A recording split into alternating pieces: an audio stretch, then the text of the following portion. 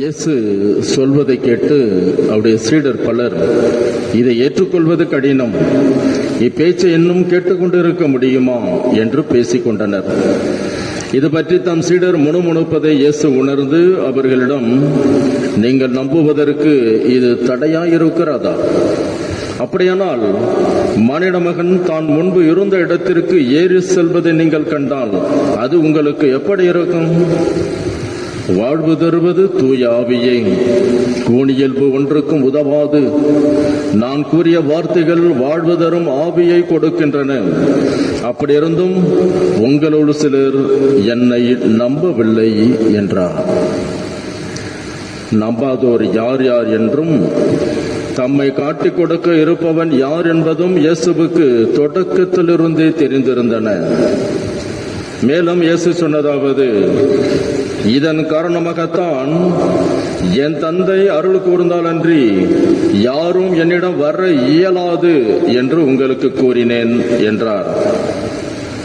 அன்றே இயேசுவின் சீடருள் பலர் அவரை விட்டு விலகினர். அன்று முதல் அவர்கள் அவரோடு சேர்ந்து செல்லவில்லை. இயேசு 12 சீடரிடம், நீங்களும் போய்விட நினைக்கிறீர்களா என்று கேட்டார். சீமோன் பேதுரு மறுமொழியாக, ஆண்டவரே, நாங்கள் யாரிடம் போவோம்? நிலை வாழ்வு அளிக்கும் வார்த்தைகள் உம்மிடம்தானே உள்ளன. நீரே கடவுளுக்கு அர்ப்பணமானவர் என்பதை நாங்கள் அறிந்து கொண்டோம், அதை நம்புகிறோம் என்றார்.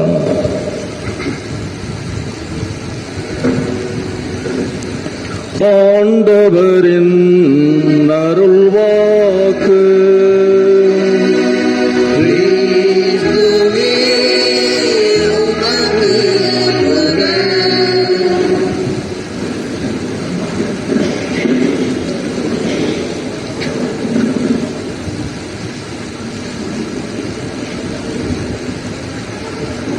என் வாழ்வில் நடந்த ஒரு சுவையான நிகழ்ச்சியோடு உங்களுக்கு ஒரு செய்தியை சொல்ல ஆசைப்படுகிறேன். நாங்கள் குருத்துவ பயிற்சி மேற்கொள்ளுகிற போது 3 ஆண்டுகள் தத்துவியல் முடித்த உடனே 1 ஆண்டு களப்பணிக்காக பங்கு தளம் அல்லது கல்வி நிறுவனங்களுக்கு சென்று பணியாற்ற வேண்டும். அவ்வாறு திண்டிவனத்தில் நான் சென்டன்ஸ் போர்டிங் பிரதராக வேலை செய்த போது அநேக பிரச்சனைகள். பசங்க இருந்தாங்கன்னா எவ்வளோ கலெக்டாக பண்ணுவோம் அவங்களுக்கு தெரியாது. ஒன்றும் இல்லை, என்னை விட எல்லாம் பெரிய பெரிய பசங்க கும்பலை நின்னா நான் எங்கே இருக்குன்னு தெரியாது. பசங்க ஏதாவது குள்ள பிரதர் வர்றாரான்னு கிண்டல் பண்ணுவாங்க. அதை தாண்டி நம்ம என்ன சொன்னாலும் கேட்க மாட்டாங்க. இப்படிப்பட்ட ஒரு சூழ்நிலையில் அங்கே இருந்த தந்தை அவர்கள், என்ன பிரதர், நீங்கள் பிள்ளைங்களை அடக்க தெரியல, இப்படி இருந்தால் நீங்கள் நாளைக்கு போய் மக்களை எப்படி அடக்க போறீங்க அப்படிலாம் நிறையா சொல்லி ஒரு மாதிரி மனசை காயப்படுத்துவார். அப்புறம் இதெல்லாம் பார்த்து விட்டு வீட்டில் வந்து அப்பாட்ட சொல்லுவேன் நான். ஏன்னா அப்போலாம் ஃபோன் வசதியெல்லாம் கிடையாது, இந்த டயல் ஃபோன் மட்டும்தான், செல்ஃபோன்லாம் கிடையாது. அப்புறம் வீட்டில் சொல்லுகிற போது அப்பா மனசில் வாங்கிட்டு அப்புறம் விடுமுறைக்கு வந்தேன். அது பிற்பாடு நான் மேஜர் செமினரிக்கு போகணும். இந்த பிலாசபி முடிச்சுட்டு இறையியல் படிப்பது சொல்ல வேண்டும். அந்த சூழ்நிலையில் எங்கள் அப்பா என்ன நினைச்சாரோ தெரியல, சரி தம்பிக்கு ஒரு நல்ல பாடத்தை புகட்ட வேண்டும் என்று நினைத்தார் போலும். எங்கள் வீட்டில் தினமும் காலையில் கஞ்சி தான், ஒரு கோழி முட்டை, அது இந்த பிராய்லர் கோழி கிடையாது, அப்போலாம் பிராய்லரும் கிடையாது, இப்போதானே எல்லாம் வந்துடுது, அப்போலாம் நாட்டுக்கோழி முட்டை, இதை கொடுப்பார்கள். எனவே அன்று எங்கள் அப்பா என்ன பண்ணிட்டாரு, 2 கிண்ணத்தில் கஞ்சி வச்சுட்டு ஒரு கிண்ணத்தின் மீது முட்டை வைத்து விட்டார். அப்புறம் நான் உட்காந்து சாப்பிட ஆரம்பித்தோம். அப்பா சொன்னார், தம்பி 2ல் எது வேணும் எடுத்துக்கோ அப்படின்னார். நான் பார்த்து விட்டு, இது முட்டை இல்லை, இது முட்டை இருக்குது, சரி முட்டை இருக்குது எடுத்துப்போம். அப்பா வந்து முட்டை சாப்பிட்டு அவர் கஷ்டப்போ உடம்பு வீணாயிடும், அவர் முட்டை வேண்டாம் சொல்லி நான் முட்டை இருக்கிற கஞ்சி கிண்ணத்தை எடுத்துக்கொண்டேன்.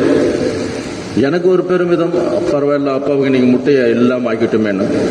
ஆனால் பார்த்தா அவர் கையை உள்ள விட்டு 2 முட்டை எடுத்து காட்டி, ஏமாந்துட்டியா அப்படின்னார். அப்போ சொன்னார் சிரிச்சுக்கிட்டே, தம்பி, கண்ணால் பார்ப்பதை நம்பாதே.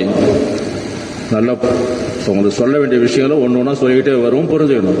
கண்ணால் பார்ப்பதை நம்பாதே அப்படின்னு சொன்னார். திரும்ப அடுத்த நாள் இதே போல கஞ்சி வச்சாரு, 2 கிண்ணத்துல வச்சாரு. அதே போல முட்டை ஒரு கிண்ணத்து மேல இருந்துச்சு. இப்ப உனக்கு எது தேவையோ எடுன்னாரு.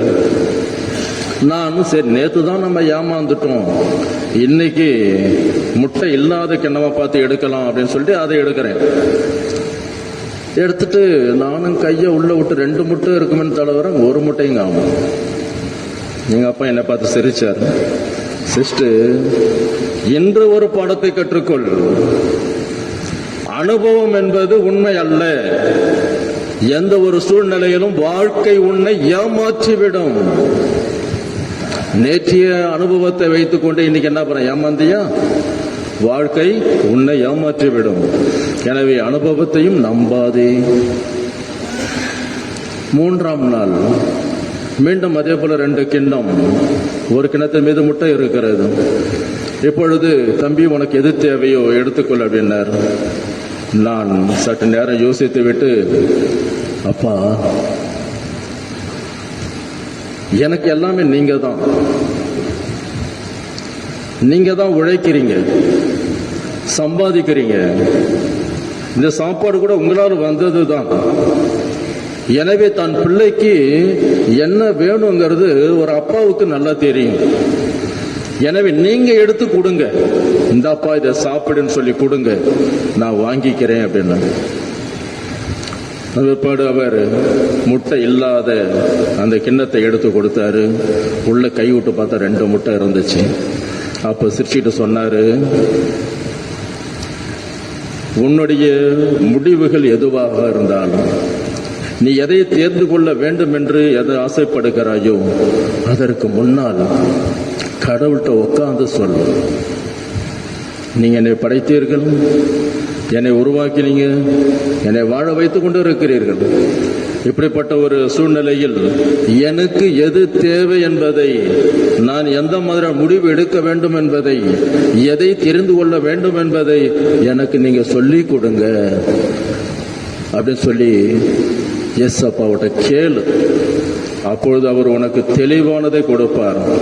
எவ்வாறு தன் மகன் நல்லா இருக்கணும்னு சொல்லி அப்பா ஆசைப்பட்டு செய்வாரோ அதுபோலதான் ஒவ்வொரு பிள்ளையையும் படைத்த தேவன் தன் பிள்ளைகள் நல்லாக இருக்கணும் அப்படின்னு சொல்லி ஆசைப்பட்டு தான் செய்வாங்க. நாம் அதை மீறுகிற போதுதான் தவறு செய்கிறோம் அப்படின்னு சொல்லி ஒரு விஷயத்தை முடிச்சார். அன்றிலிருந்து ஒரு படிக்காதவர் என்றாலும் கூட படித்த ஞானிகளை விட அனுபவபூர்வமாக ஆழமான ஒரு கருத்தை சொன்னது நினைந்து மிக்க மகிழ்ச்சி. இன்று வரையும் இதுதான் பெரியவங்க சொல்லி இருப்பாங்க, கண்ணால் காண்பதும் போய், காதால் கேட்பதும் போய், தீர விசாரிப்பது மெய். இன்றைய சூழ்நிலையில் தீர விசாரிப்பது கூட பொய்யாக தான் இருக்கிறது. ஏன் என்று பார்க்கிற போது இன்றைய நற்செய்தி ஒரு தொடர், ஒரு நாடகமாக பார்க்கிறோம். இந்த அருளப்பர் நற்செய்தி 6ஆம் அதிகாரம் ஆண்டவர் இயேசுனுடைய நற்கருணையை பற்றிய ஒரு விஷயத்தை படிப்படியாக மக்கள் மனதில் பதிய வைப்பதை பார்க்கிறோம். இருந்தாலும் கூட இன்றைய நாம் ஒன்று சொல்ல விரும்புவது, இதில் பல விஷயங்கள் இருந்தாலும் கூட ஒரு விஷயத்தை மனதில் வைத்துக் கொள்ள வேண்டும். மக்கள் பகுதி, மக்கள் எவ்வாறு இயேசுவை புரிந்து கொண்டார்கள், ஏற்றுக்கொண்டார்கள், அல்லது போதனைகளை அறிந்து கொண்டார்கள் என்று பார்க்கிற போது, முதல் முறையாக அப்பம் பழுக வைத்த போது 5000 பேர் இருந்தார்கள். இயேசு உடனே சந்தோஷப்பட்டு விடவில்லை, ஆனால் மக்கள் சந்தோஷப்பட்டார்கள். ஐயோ, இந்த மனுஷனோட இருந்தா நமக்கு 2 அப்பா 5 மீனை கொண்டு பழுக்க வைத்து மீன்லாம் நிறைய சாப்பாடு கொடுத்தாரு. நாளைக்கு எவனா முட்டை அவிச்சு கொடுத்தானா அதை பழுக்க வச்சு முட்டையா நமக்கு நிறைய கொடுப்பாரு. எவனா சிக்கனை பொரிச்சு கொண்டாந்து கொடுத்தாங்க, நமக்கு சிக்கன் ஃப்ரை நிறைய கிடைக்கும். இப்படியெல்லாம் மக்கள் இயேசுவை ஒரு உணவு தருகின்ற ஒரு மேஜிக் மேனாக, இல்ல ஒரு அன்னதானம் செய்கின்ற ஒரு பெரிய பணக்காரராக அப்படிதான் அவங்க பார்த்தாங்க. அவர்களுக்கு தேவை உணவு. எனவே சோறு கண்ட இடத்தில் சொர்க்கம் என்பது போல இயேசுவை ஒரு சொர்க்கமாக நினைத்தார்கள். ஏன்? சோறு கிடைத்தது. ஆனால் இயேசு அதோடு நின்று விடவில்லை. இந்த மக்கள் இயேசு நல்ல சாப்பாடு கொடுக்கிறார், கண்ணால் கண்டார்கள், நம்பினார்கள். ஆனால் கண்ணால் காண்பது பொய் என்பதை அடுத்து வருகின்ற பகுதிகளிலேயே அவர் நிரூபிக்கின்றார். என்ன செய்கிறார் ஆண்டவர் இயேசு? உறுதியாக உங்களுக்கு சொல்லுகிறேன், மக்கள் தேடி வராங்க, அவர் போற இடத்துல தேடி வராங்க. அவங்களை பார்த்து சொல்றாரு, அழிந்து போகும் உணவுக்காக உழைக்க வேண்டாம், நிலை வாழ்வு தரும் அழியாத உணவுக்காக உழையுங்கள் அப்படின்னு சொன்ன உடனே எல்லாரும் ஸ்டன் ஆகி போயிடுறாங்க. என்னடா அம்மானாலும் நல்லா அழகா பேசியிருந்தாரு, திடீர்னு பார்த்தாக்க வேற மாதிரி பேச ஆரம்பிக்கிறாரு. தொடர்ந்து சொல்றாரு, நான் உங்களுக்கு வானி நின்று உங்களுக்கு உணவு அளித்தவர் மோசே அல்ல. எங்க பாலைவனத்தை சுட்டி காட்டி சொல்றாரு. கேட்கறாங்க, பாலைவனத்துல மோசே சாப்பாடு கொடுத்தாரு, நீங்களும் தொடர்ந்து கொடுங்க, நீங்க புதிய மோசையா இருக்கிறீங்க, எங்களுக்கு சாப்பாடு கொடுங்கன்னு கேட்கிறப்ப சொன்னார், பாலைவனத்தில் உணவு கொடுத்தது மோசே கிடையாது, உங்களுக்கு உண்மையான உணவு அருள்பவர் என் தந்தையே அப்படின்றது. இன்னும் குழம்பி போறாங்க மக்கள். அப்புறம் திரும்ப சொல்றாரு, விண்ணகத்திலிருந்து இறங்கி வந்த வாழ்வு தரும் உணவு நானே, இந்த உணவை எவராது உண்டால் அவர் என்றுமே வாழ்வார். சொல்லிட்டு சும்மா இருந்திருக்கலாம். என் சதையை உணவாக கொடுக்கிறேன், என் ரத்தத்தை பானமாக கொடுக்கிறேன் அப்படின்னு அவனே மண்டை பிச்சுக்கிட்டான். உடனே முணுமுணுக்கிற நற்செய்தியை பார்க்கிறோம். இதையெல்லாம் நீங்கள் கேட்டு ஏற்றுக்கொள்வதற்கு கடினமாக இருக்கிறதா என்று சொல்லுகிற போது சீடர்கள் முணுமுணுப்பதை இயேசு உணர்கிறார். அதன் பிற்பாடு எல்லாம் அவரை விட்டு போயிடுறாங்க, இயேசு விட்டு போய்விடுகிறார்கள்.